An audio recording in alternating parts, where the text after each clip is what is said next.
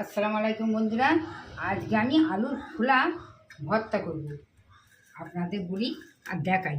এই দেখুন, আলুর খোলা, ডাল, একটা কাঁচা লঙ্কা, একটু সামান্য নুন দিয়ে সিদ্ধ করে নিয়েছি। এই যে আপনাদের দেখা বলে দুটো আলুর খোলাও রেখে দিয়েছি, যে সিদ্ধ করে বেটে নিয়েছি। আর এর সঙ্গে রসুন ভেজে নিয়েছি, কাঁচা লঙ্কা আর পোড়া লঙ্কা ভাজা, শুকনো লঙ্কা ভাজা, পেঁয়াজ ভাজা, টমেটো ভেজে নিয়েছি, আর ধনে পাতা কুচি নিয়েছি। এবারে এগুলো সব একসঙ্গে দিয়ে আমি মাখাবো। মাখিয়ে একটু কড়ায় ভেজে নেবো, নিয়ে আপনাদের সব দেখাচ্ছি। এই দেখুন, শুকনো লঙ্কা ভেজে, কাঁচা লঙ্কা ভাজা, পেঁয়াজ ভাজা, টমেটো ভাজা ভাজা সব একসঙ্গে এই যে মাখাচ্ছি। দেখুন, হ্যাঁ, যদি নুন যদি একটু কম লাগে আপনারা দিয়ে নেবেন।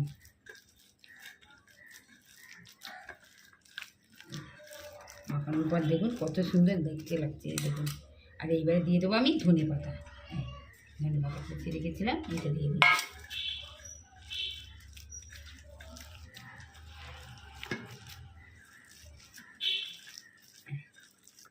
মাখা দিয়ে দিই। এইবারে একটু কড়াই একটু ভেজে নেবো। আমি ডালটা ভেজেছিলাম, লঙ্কা, পেঁয়াজ, টমেটো ভেজেছিলাম, সেই যা তেল ছিল সেই তেলের মধ্যেই আমি এইটা দেখুন ভেজে নেব। ওই তেলে আমি আর আলাদা করে কোনো তেলই দেবো না।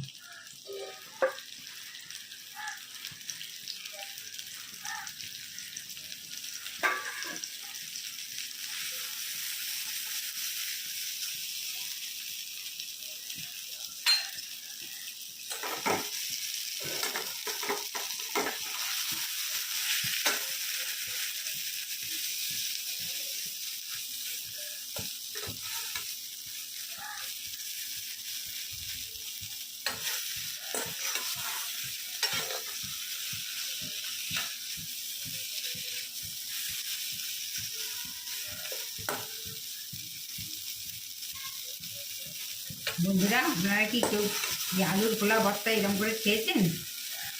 তাহলে আমার কমেন্টে জানাবেন।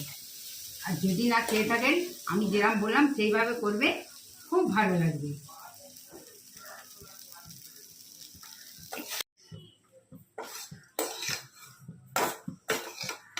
এই দেখেন বন্ধুরা, আমার আলুর খোলা ভর্তা রেডি। এই দেখুন, আমি গ্যাসটা অফ করে দেবো। বন্ধুরা, আমার আলুর খোলা ভর্তা ঠিক আমি যেভাবে বানিয়েছি এইভাবে আপনারা বানিয়ে একবার অন্তত করে খেয়ে দেখবেন। আবার দেখা হবে পরের ভিডিওতে। খুদা হাফেজ, টাটা।